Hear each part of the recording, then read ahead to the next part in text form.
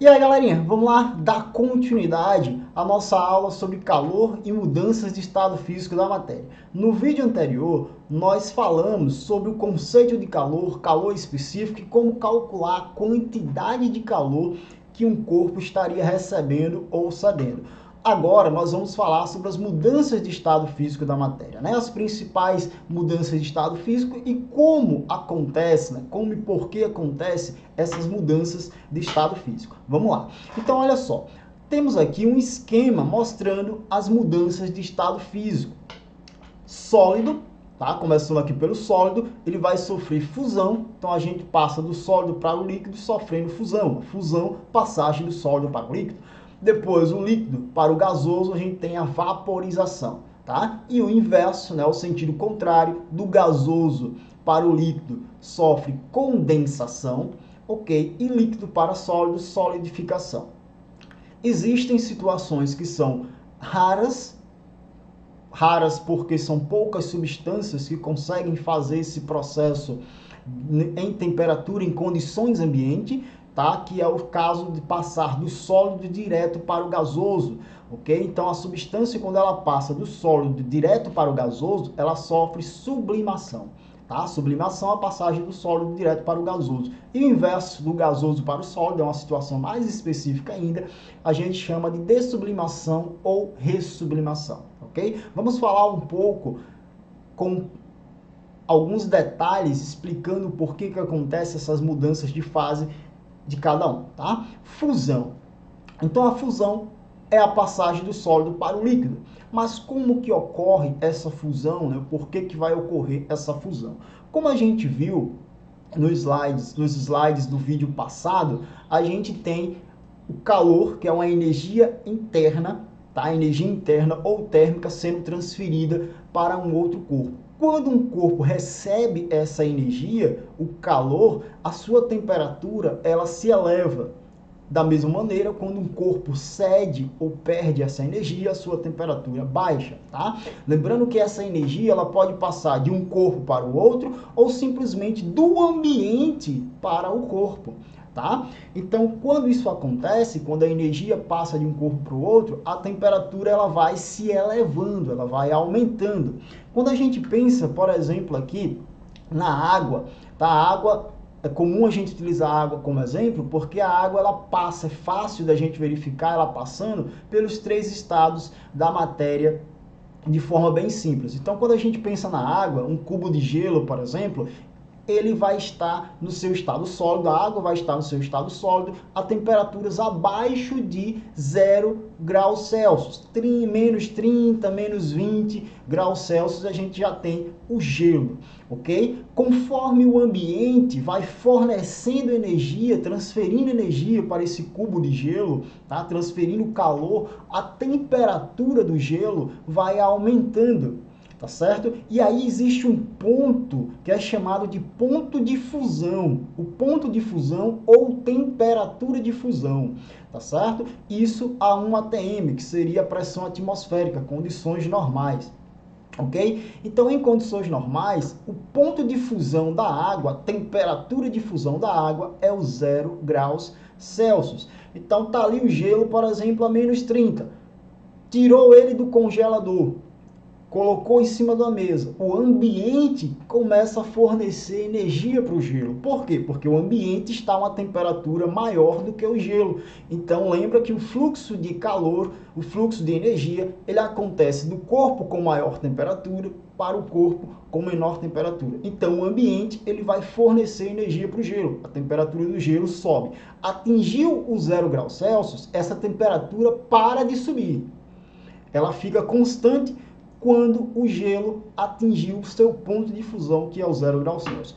Se continuar recebendo energia, ou seja, se o ambiente continua fornecendo energia para o gelo, essa energia não vai ser mais utilizada para elevar a temperatura. Essa energia vai ser utilizada para separar as partículas, separar as moléculas, os átomos que estão formando a estrutura sólida, tá certo? Por exemplo, aqui no esquema, a gente tem um esquema de um sólido, as partículas estão juntinhas. Lembra que em aulas passadas a gente falou que todas as partículas do corpo, elas sempre estão vibrando, mesmo quando o corpo está congelado, né? Elas estão ali vibrando, tem uma espécie de vibração, um tipo de vibração. Então, as partículas aqui do sólido estão vibrando. Conforme vai recebendo energia, aumentando a temperatura, essas partículas vão vibrando cada vez mais. No caso do gelo, atingiu o ponto de fusão, que era o zero, continua fornecendo energia, continua fornecendo calor para o gelo, a temperatura não aumenta mais. Por quê? Porque essa energia, porque esse calor que o corpo está recebendo, que o gelo está recebendo, vai ser utilizado para separar, para romper as ligações que estão fazendo os átomos ficarem juntinhos um dos outros, tá? Então acontece isso, as partículas, os átomos, eles se separam, rompidas as ligações que fazem com que os átomos fiquem próximos uns dos outros, e aí a gente vai para o estado líquido. Ocorre a passagem do sólido para o líquido, as moléculas se afastam mais uma das outras, elas ficam desorganizadas e aumenta o grau de vibração dessas partículas, ok?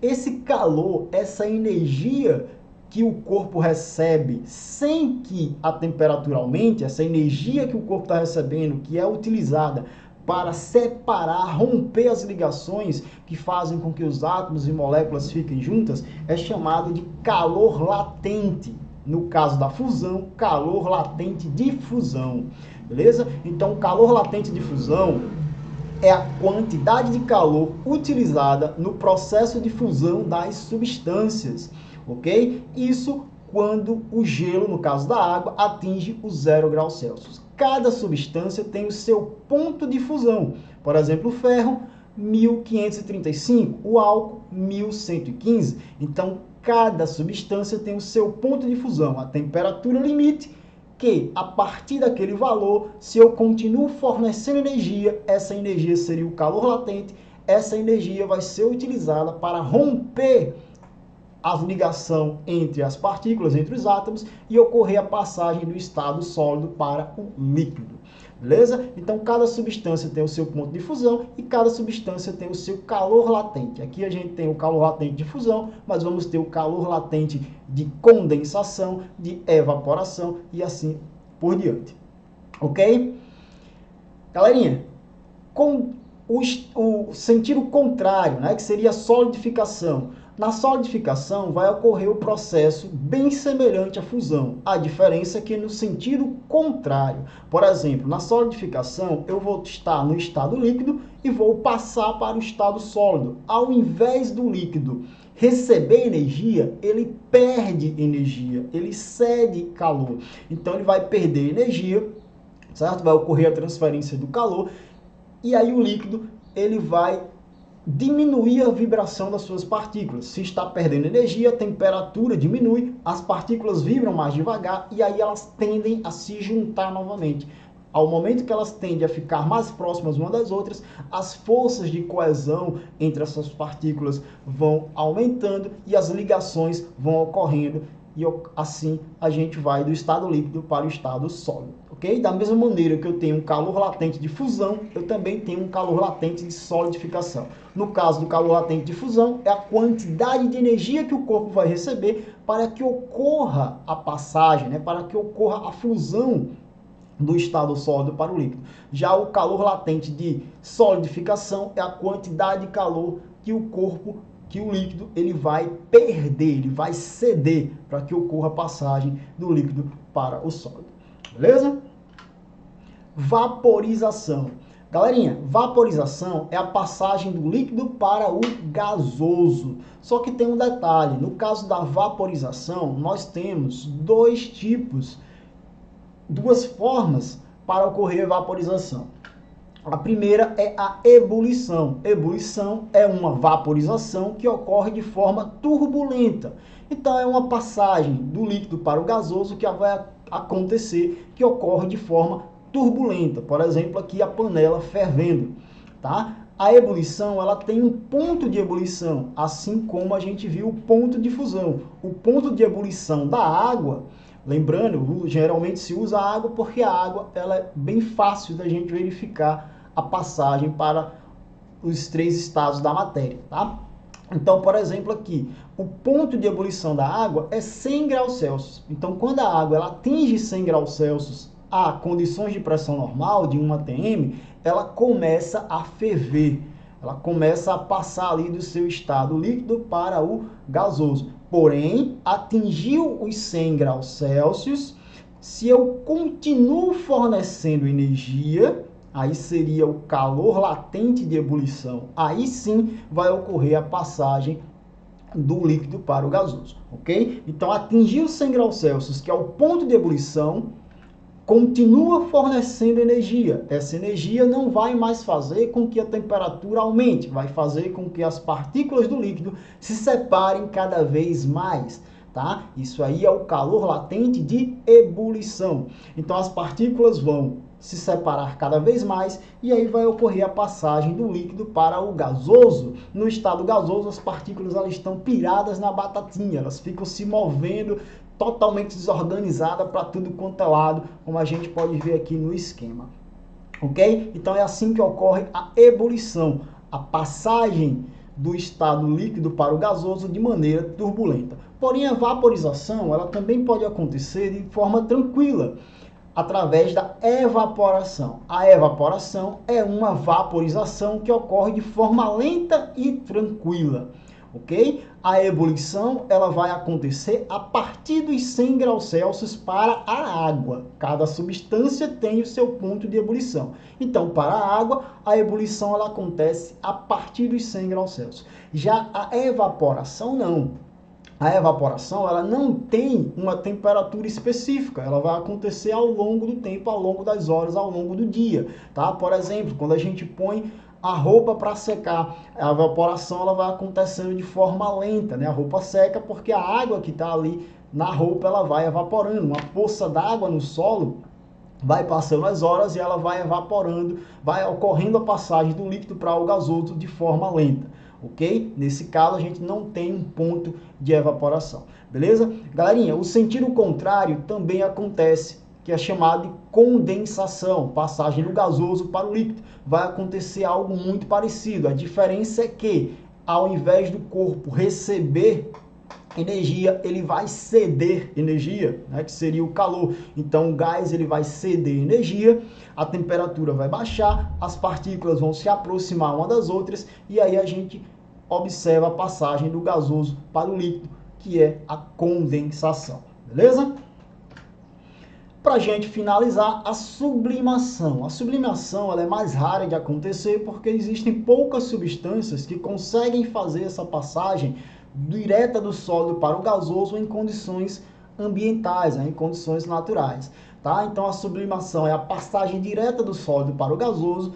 Eu cito aqui 2 substâncias que conseguem passar em temperatura ambiente, em condições de pressão ambiente, do sólido para o gasoso diretamente. É o gelo seco, tá? Que é o CO2, o monóxido de carbono. Então ele passa direto para o seu estado gasoso em temperatura e pressão ambiente. Ok? Essa fumacinha que a gente observa aqui é a passagem do gelo seco para o seu estado gasoso. Ok? Outra substância é a naftalina. Naftalina são aquelas bolinhas que a gente costuma colocar na roupa para evitar a presença de insetos, tá? Então, conforme você bota lá a bolinha, e aí você vai observando os dias passando, a bolinha vai diminuindo de tamanho. Por que está acontecendo essa diminuição de tamanho? Porque ela está passando do seu estado sólido para o estado gasoso, só que isso acontece de forma lenta. Então, leva alguns dias para a gente observar que ela diminuiu bastante o seu tamanho, ok? O sentido contrário seria dessublimação. Também vai acontecer passagem do gasoso direto para o sólido. Só que aí nesse caso não acontece em condições normais, tá? Essas substâncias precisariam estar submetidas a altas pressões. Por exemplo, o processo que faz o gelo seco. Eu pego o carbono, né, o gás carbônico, e submeto esse gás a altas pressões, pressões muito mais elevadas do que 1 atm, que é a pressão atmosférica, para que esse gás entre no seu estado sólido, fazendo assim o gelo seco. Beleza? Galerinha, a gente vai ficando por aqui e dúvidas é só procurar no WhatsApp. Valeu!